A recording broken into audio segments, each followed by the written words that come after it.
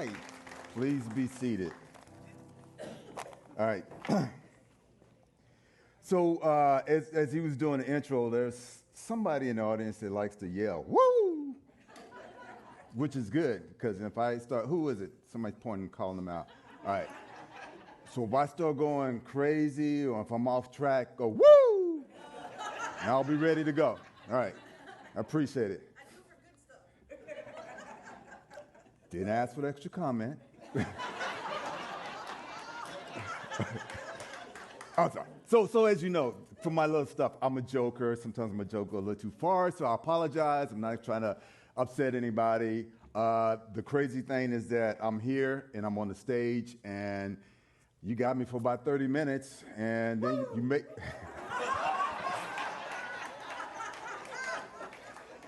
Did I mention I have a black belt in karate? Violence in the church. All right. So thank you for having me here. It's just kind of cool in the sense that it's a, you know, when you're down on your luck and you're at the bottom of the barrel and you start making promises to God and you're like, God, man, just get me somewhere. Just help me. Just do something, and man, I'll glorify your name. I'll say your name. I'll do all like that. And that was me at one time in my life. I was a dropout in high school. I'm at the bottom of the barrel. Everyone's looking at me like, you know, you're the biggest loser in the world. I'm 230 pounds. I got a big old, this is back in the day, big old fro, big old eyes. I'm staring at people. I'm scaring people. And they're looking at me like, man, this kid's dumb. He's a dropout in high school. And I'm to the point where I'm just at the bottom of my barrel and I'm on my knees and I'm praying. I'm like, God, just what am I supposed to do with myself? And it felt like at that time God said, Ken, you have a destiny and a purpose for your life. You're supposed to be doing something. And so at that time, I'm kind of like, well, God, just do something with me and I will glorify your name. I will speak out your name. And I thought in my own little way, if I made a football tackle, I'll be like, woo, give it up to God. Before you get an award, hey, I like to thank my mom and my dad and the men upstairs, and that's how everybody does. And I thought that was giving back. But here I am now, speaking in front of you guys. And it's kind of a miracle, but it's expected because as I go through this sermon, you'll understand what I'm talking about. Now, I'm not the best as far as timing. I'm going to try to get in 30, 35 minutes. So if I have to speed it up at the end, or if there's like a period of 5 or 10 minutes where we're just staring there looking at each other, I didn't time it up right, so we'll figure it out, all right? I will also try to, I took a speech class, or our coach at my junior college made every football player take a speech class. So,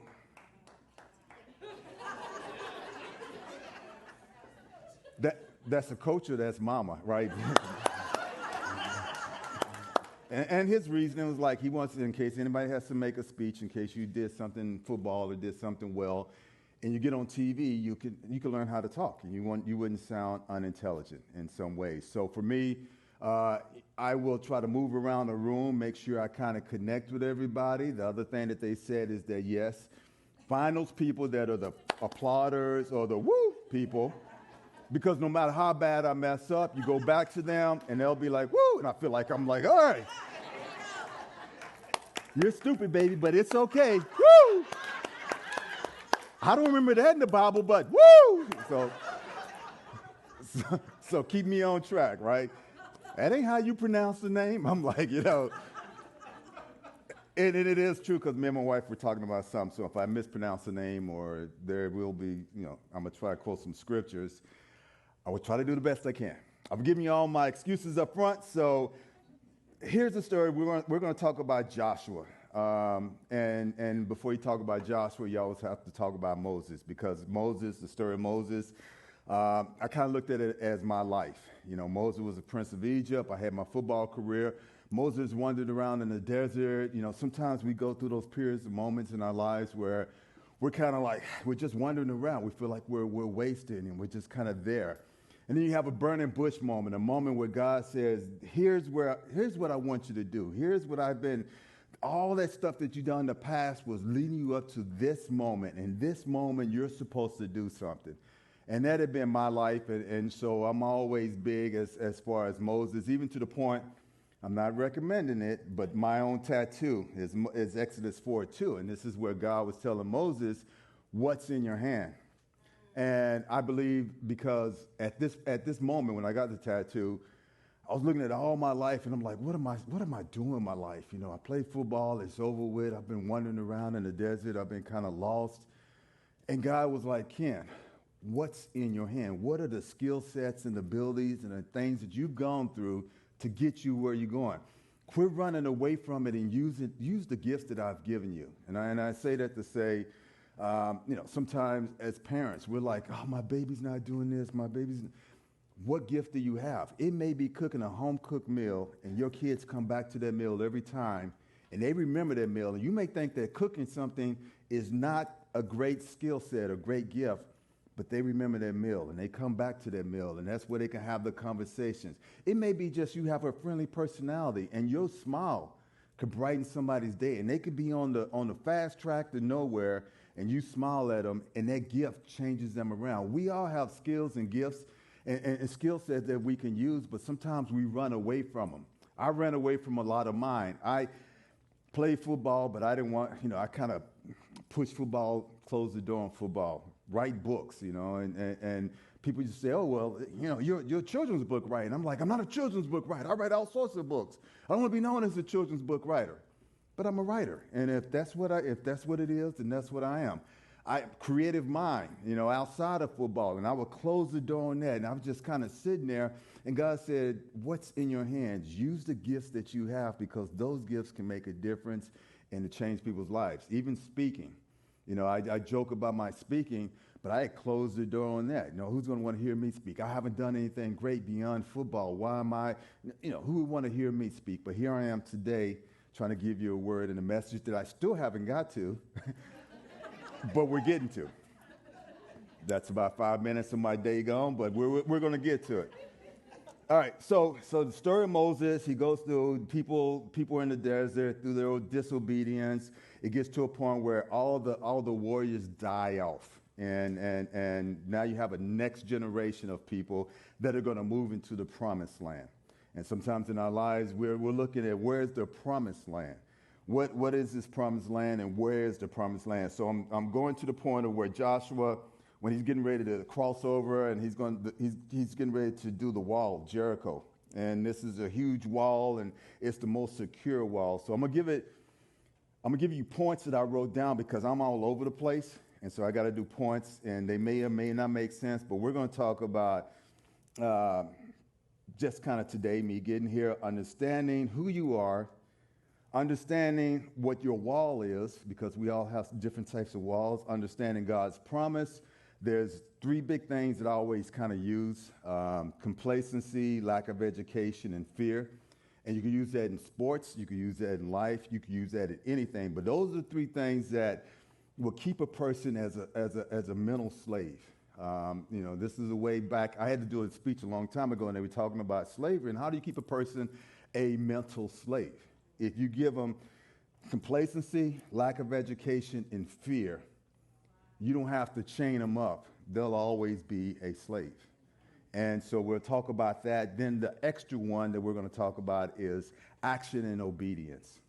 And then we'll kind of go from there. So I'm here the day before. I'm like, I don't know what to talk about. I'm talking to my wife. I'm like, oh, God, what am I going to talk about? And you kind of have versions of things in your mind, but I'm all over the place, and I'm trying to figure it out. And she's like, Ken, why don't you talk about your big 3, the 3 that you always talk about? And I'm like, oh.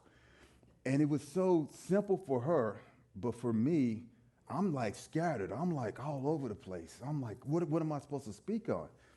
But I say that to say that sometimes the very message, the very thing that you need to hear comes from people or situations that you least expect.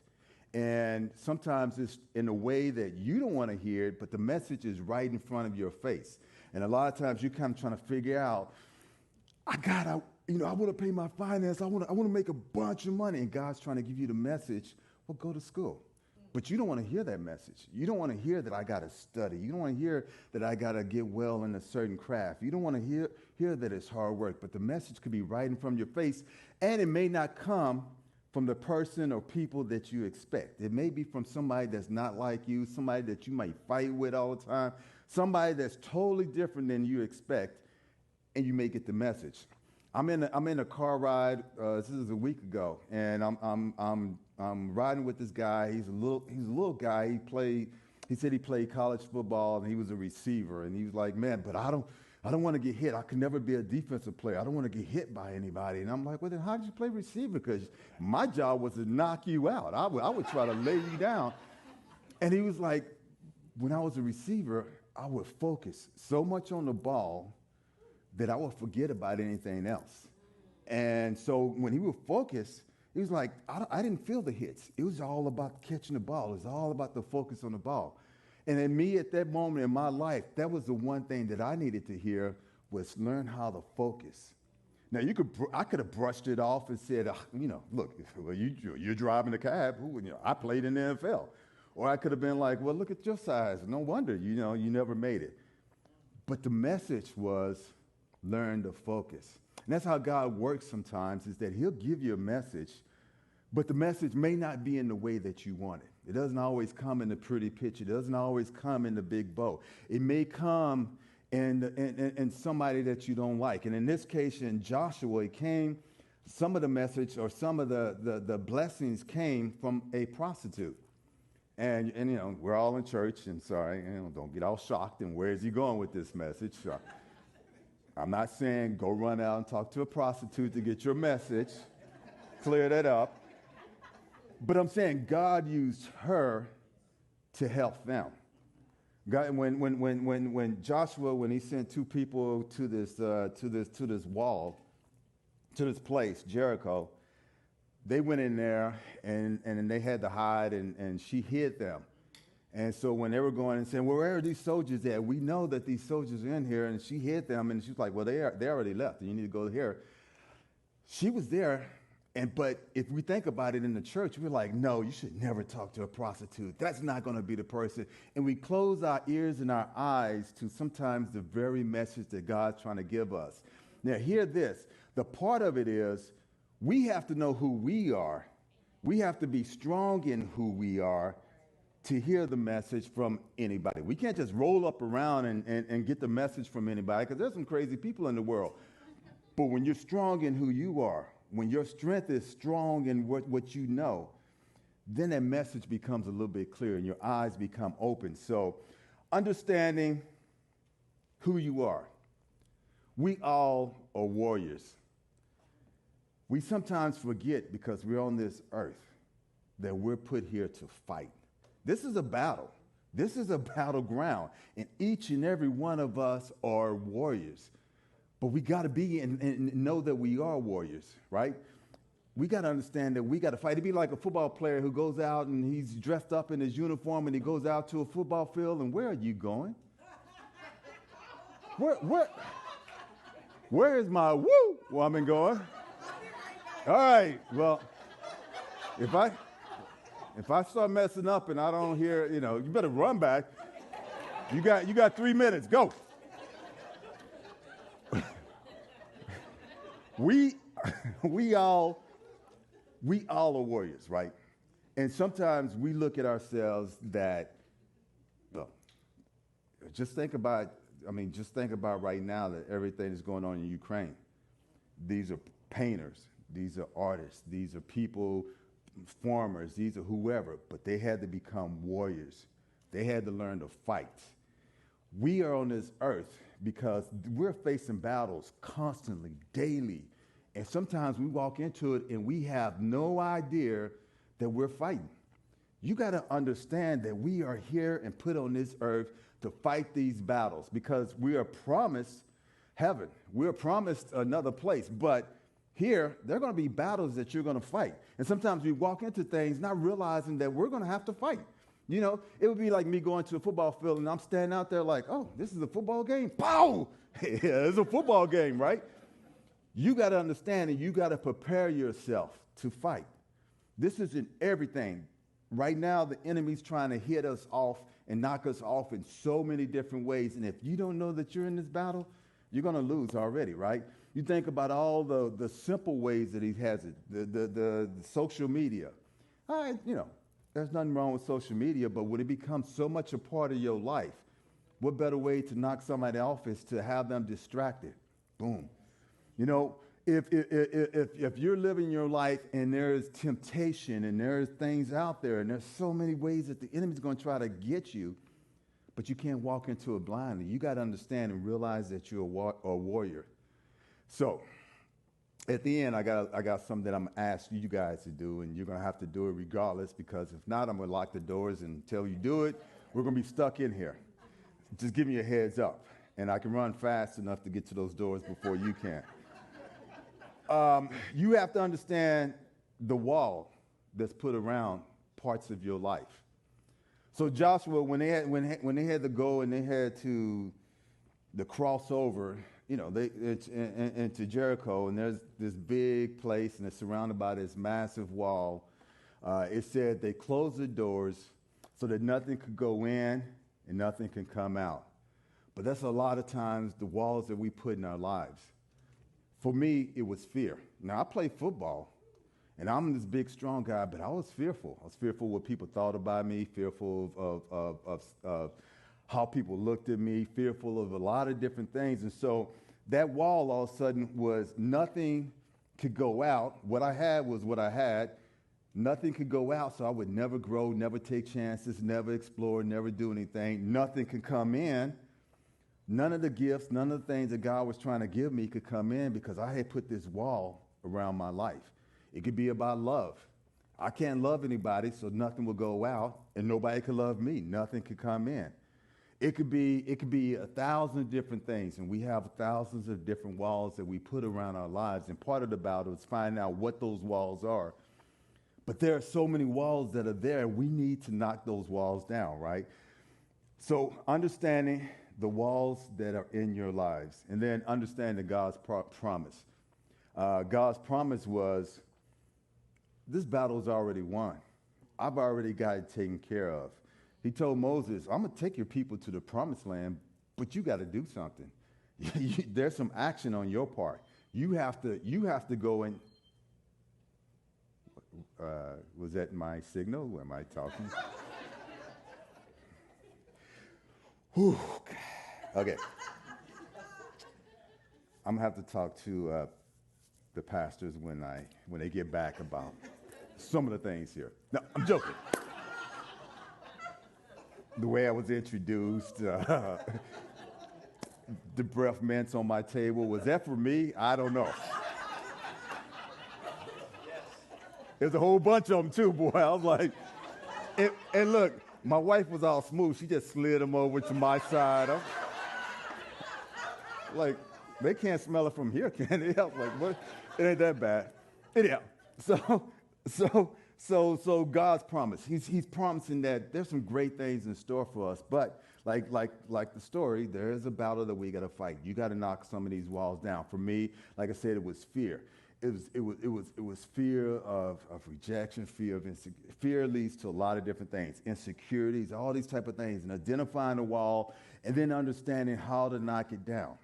That was part of my battle. That's still part of my battle, because once one of those walls come down, there may be another one, but I have to learn how to knock it down.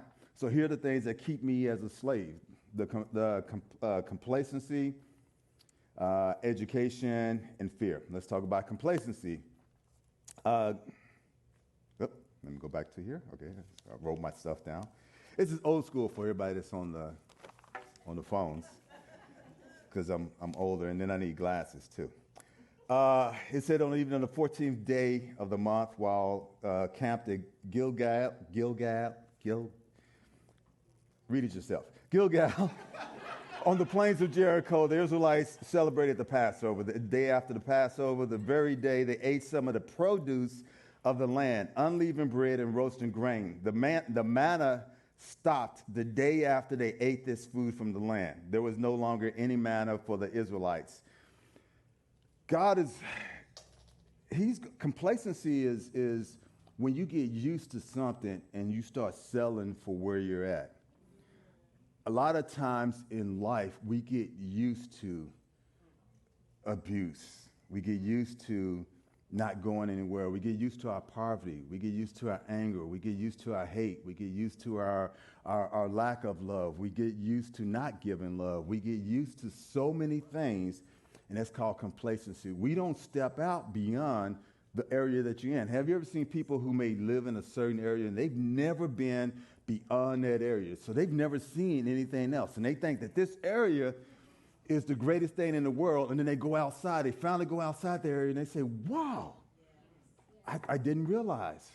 You meet people who may be racist, right? And all of a sudden, they go and they meet somebody from a different race, and they have a time to spend with them, whether it's by force, whether it's by football, maybe the military, but they get a chance to spend and meet with people, and they're like, wow, you're not what I thought everybody said you were supposed to be.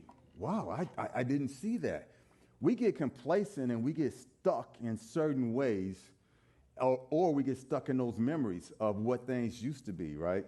There was a restaurant we went to last night, me and my wife, and I had these great fun memories of that restaurant. We went to it, and those memories were wrong. I was up, my stomach was hurting. I was like, hey, yeah, I shouldn't say this. I was gonna say, like, for me, back in the South, chillins, right? When I was eating chillins, boy, it was the best thing. But as I got older, now I'm thinking about, okay, what are chillins? And you start, and I was like, they don't taste quite like they did back then, right? But you got so used to that memory, you got so used to that thought that you're stuck in it. And sometimes we have to go outside of that. Sometimes we have to reach beyond. Because if you stay complacent, that's the best way to keep you saved. Give them just enough so they feel okay that they'll never reach for anything else. That's the way to keep a person a mental slave. That's the way to keep a person locked up. It goes on, and there was a part where Joshua was standing. He saw a man with a sword pulled out, and he's like, "Are you for us or against us?" And he's like, "I'm neither." And it always puzzled me. What does this mean? But the reality is that God has the promise for you. He's already fighting. He already knows what the battle is, but you got to do your part. There's something that we have to do. We want to pray and say, God, give me a lottery ticket. Even if he gave you a lottery, you got to still go to the store and buy the ticket. We always want things given to us, but God's like, there are things that you're going to have to do.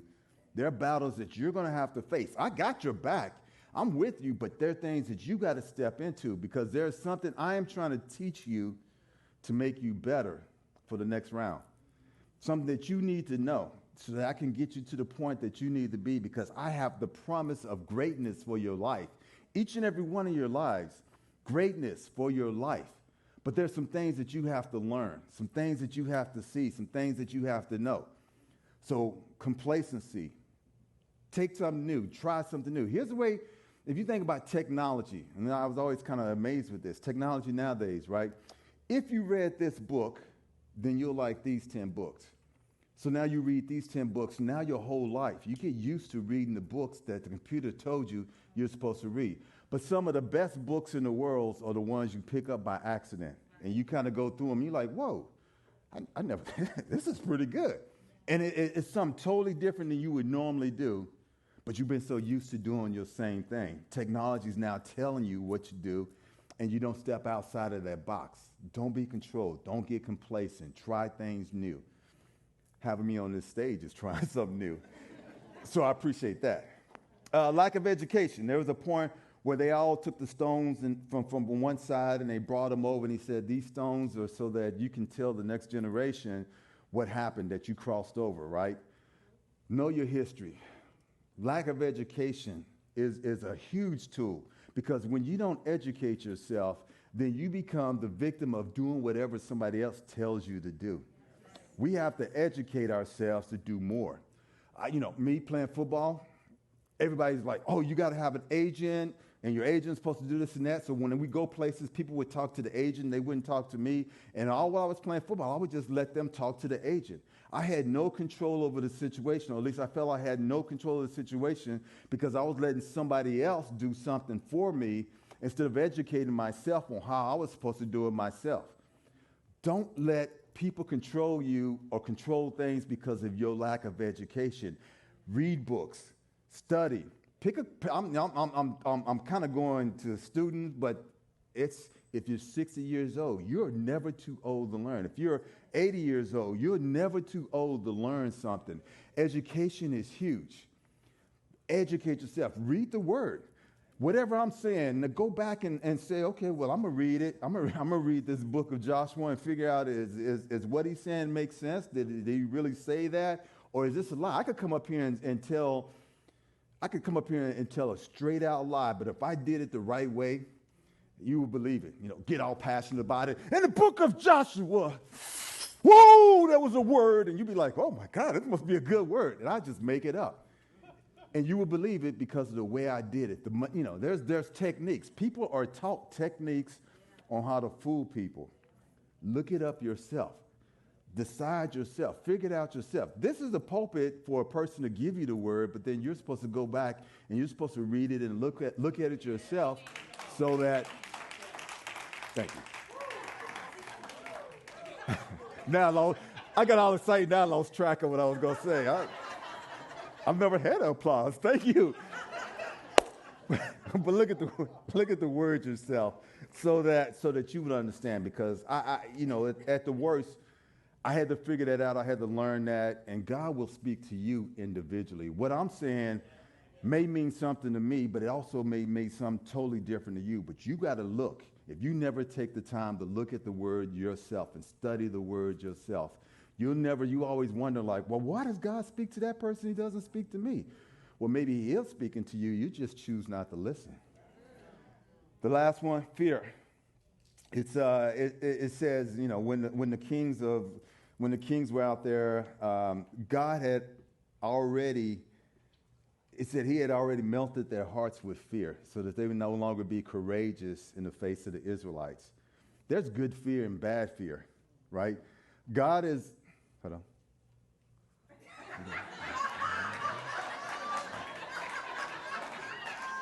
No, get this one too. All right, we good? All right. Hey man, I want a good picture when they show me up there next time. Make myself look good. All right. I'm gonna flex on this one though. Now when the Ormanites and the kings. All right, I hurt my back. I'm sorry.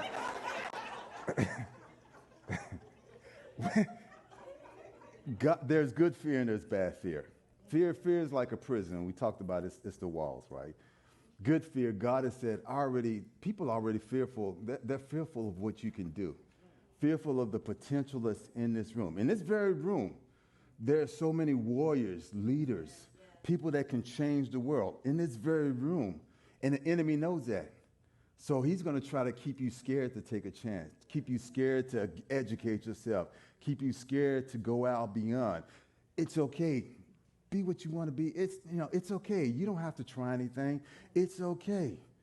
He's going to try to stop you from walking into your destiny. You guys have so much potential. And like I said, it doesn't have to be, I'm going to be the leader and change the world. It can be in your very own household. Amen. Simple things that you can do to change your world. That's what leaders and great people do.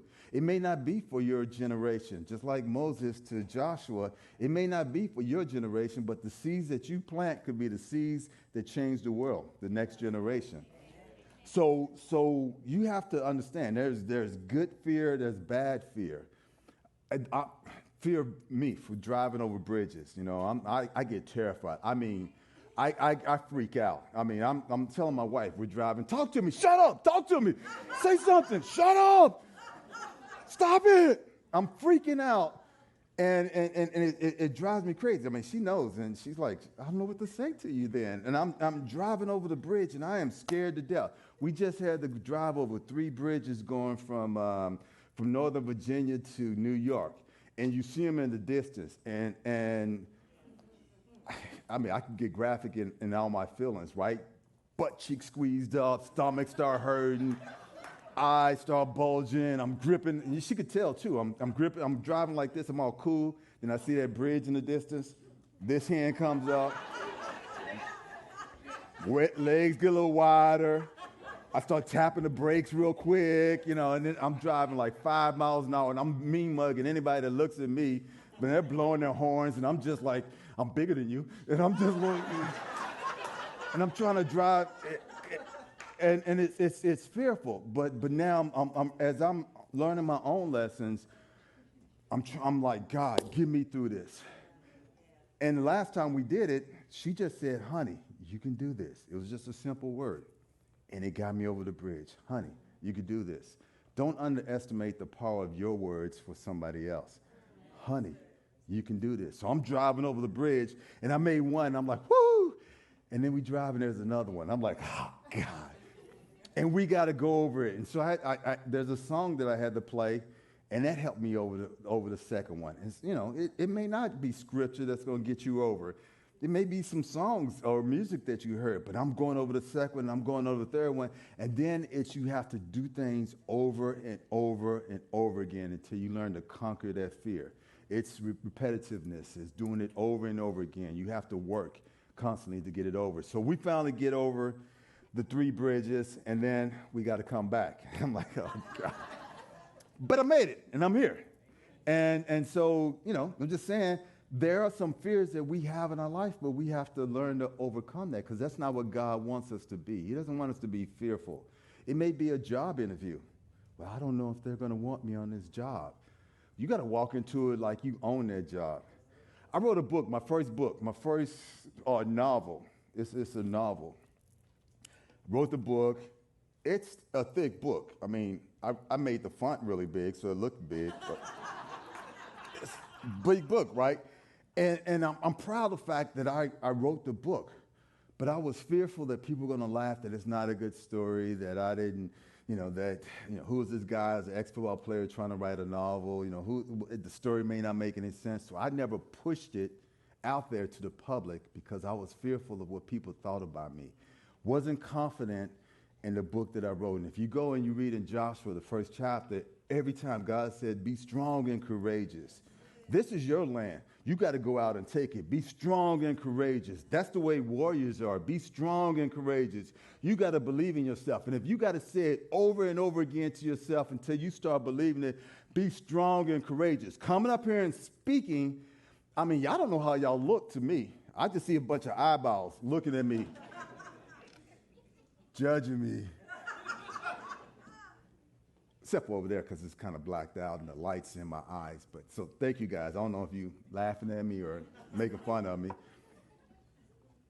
But it's hard sometimes to come up because, you're wondering what people are going to think about you. And if it was a good sermon and compare it to everybody else, if this was whatever, forget all that. You got to walk up to it and say, I own this thing. This is mine. I own it. Fake it until you make it. This is how I'm doing it. If I'm going to go to somebody and I got to share the word with them, fake it until you make it. Go with the confidence so that they say, wow, they don't know that you're scared to death. Go out there and say, this is mine. I own this. If you got to go for a job interview, this is mine. I own this. If you got to do a test, this is mine. I own it.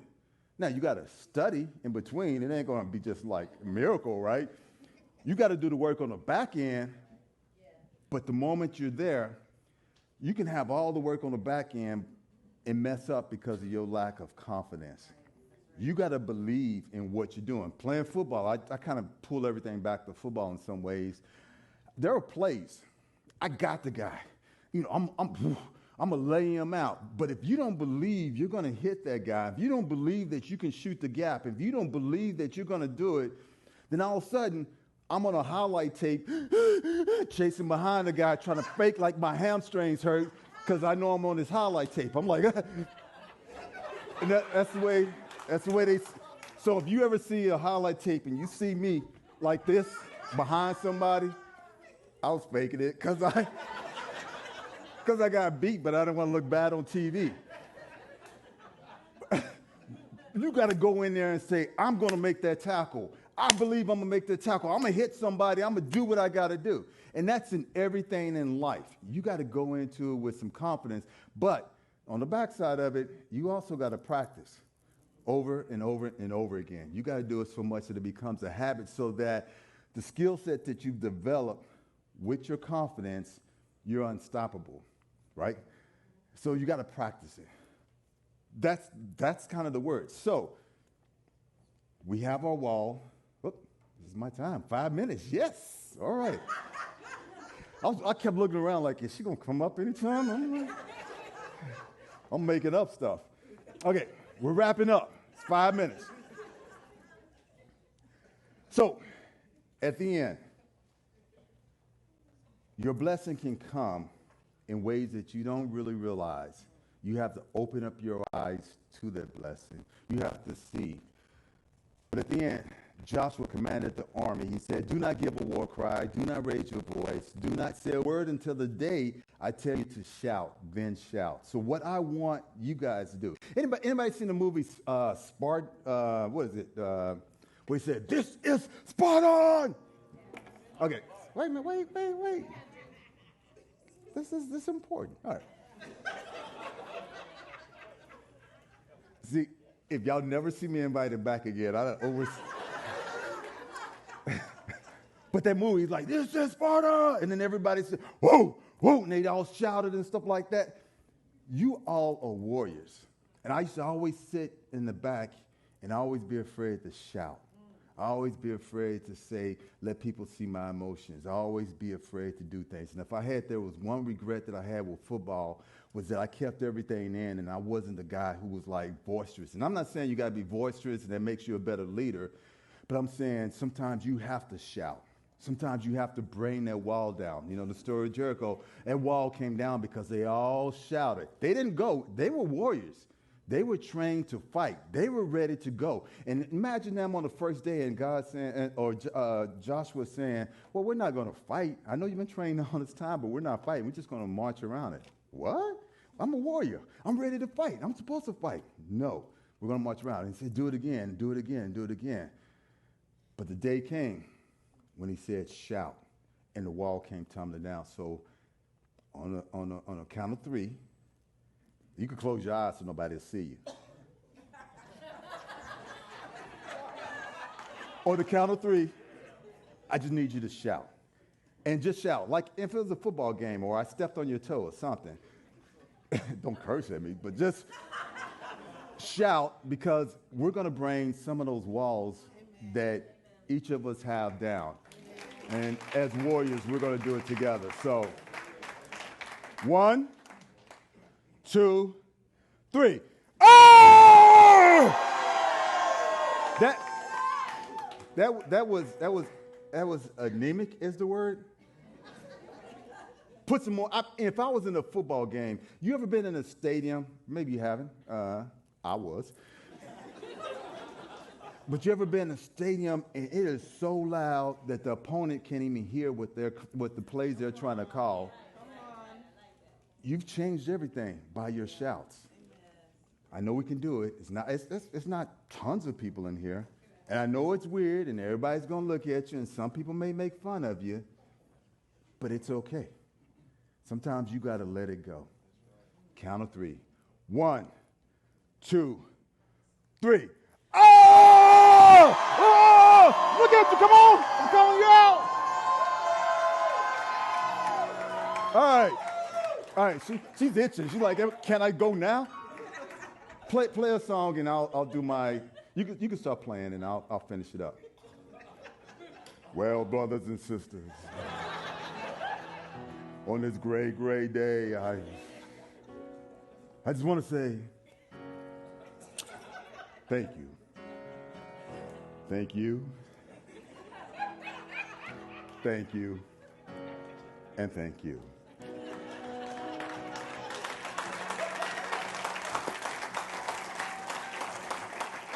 Are you coming up? Who's supposed to be coming up to get me out of here?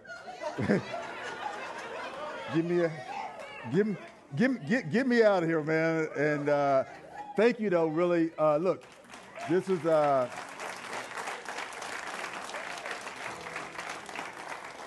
At the end, go back and read Joshua. There's a lot of Joshua. I mean, there's a lot of violence and all that stuff. But look at part of it and see about your life. Even just the first part about the wall.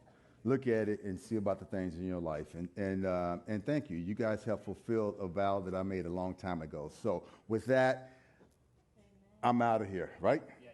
Oh, yeah, I'm out of here. All right. Good job. All right. Thank you.